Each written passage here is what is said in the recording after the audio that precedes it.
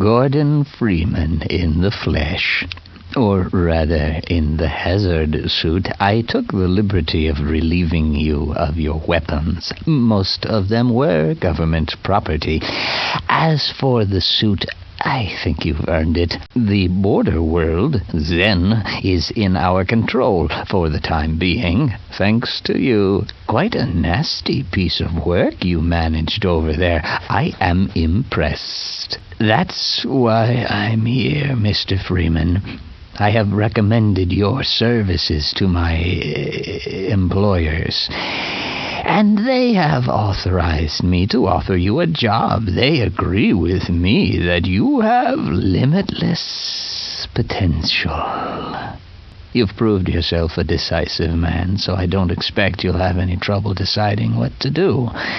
If you're interested, just step into the portal, and I will take that as a yes. Otherwise, well, I can offer you a battle you have no chance of winning. Rather an anticlimax after what you've just survived. Time to choose. It's time to choose. Wisely done, Mr. Freeman. I will see you up ahead. Well, it looks like we won't be working together. No regrets, Mr. Freeman. Well, it looks like we won't be working together. No regrets, Mr. Freeman. But there are a few survivors of your personal Holocaust who would like the chance to meet the man responsible for the total annihilation of their race. So, Corporal Shepard, we meet at last.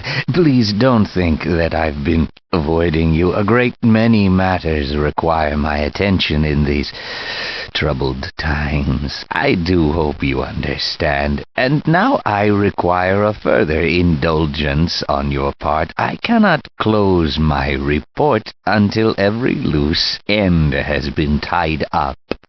The biggest embarrassment has been Black Mesa facility, but I think that's finally taken care of itself. Quite so. But there is still the lingering matter of witnesses. I admit I have a fascination with those who adapt and survive against all odds. They rather remind me of myself. If for no other reason, I have argued to preserve you for a time. While I believe a civil servant like yourself understands the importance of discretion, my employers are not quite so trusting, and rather than continually subject you to the irresistible human temptation of telling all, we have decided to convey you somewhere you can do no possible harm, and where no harm can come to you. I'm sure you can imagine there are worse alternatives. Cleverly done, Mr. Freeman, but you're not supposed to be here. As a matter of fact, you're not. Get back where you belong and forget about all this. Until we meet again.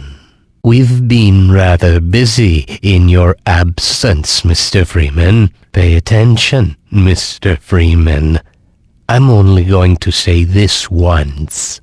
那么，看来我们是没有合作的机会了。Well, well, isn't this just like old times? So nice to have you with us, Mr. Freeman.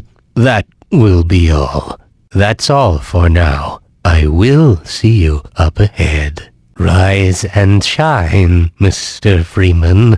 Rise and shine. Not that I wish to imply you have been sleeping on the job. No one is more deserving of a rest, and all the effort in the world would have gone to waste until... Well, let's just say your hour has come again. The right man in the wrong place can make all the difference in the world. So wake up, Mr. Freeman. Wake up and smell the ashes. Time, Dr. Freeman? Is it really that time again? It seems as if you only just arrived. You've done a great deal in a small time span. You've done so well, in fact, that I've received some interesting offers for your services. Ordinarily, I wouldn't contemplate them, but these are extraordinary times.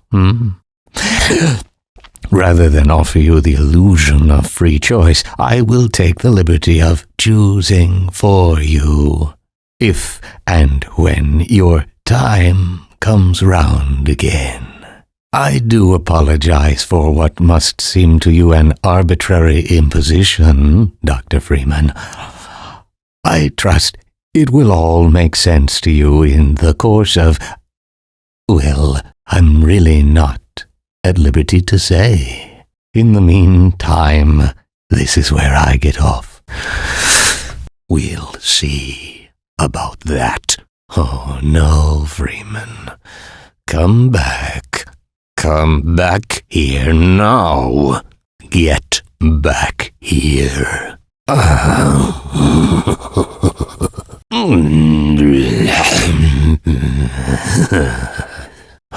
Oh, not for long. Not this time.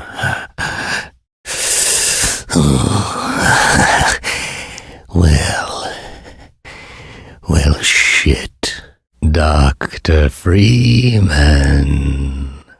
I realize this moment may not be the most convenient for a heart-to-heart, but I had to wait until your friends were otherwise occupied.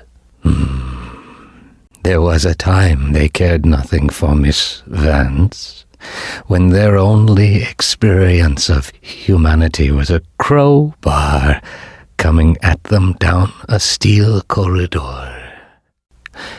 When I plucked her from Black Mesa, I acted in the face of objections that she was a mere child and of no practical use to anyone. I have learned to ignore such naysayers when quelling them was out of the question. Still, I am not one to squander my investments, and I remain confident she was worth far more than the initial appraisal. That's why I must now extract from you some small repayment owed for your own survival. See her safely to White Forest, Dr. Freeman. I wish I could do more than keep an eye on you, but I have agreed to abide by certain restrictions. Well, now, listen carefully, my dear. When you see your father, relay these words. Prepare for unforeseen consequences. Impressive work, Miss Vance. Gordon Freeman. Miss Vance, you wouldn't need all that to imprison Gordon Freeman.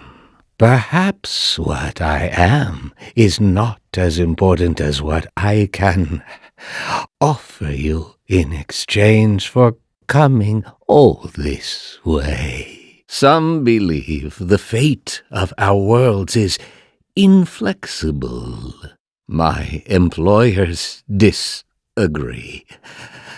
They authorize me to nudge things in a particular direction from time to time. What would you want nudged, Miss Vance? That would be a considerably large nudge.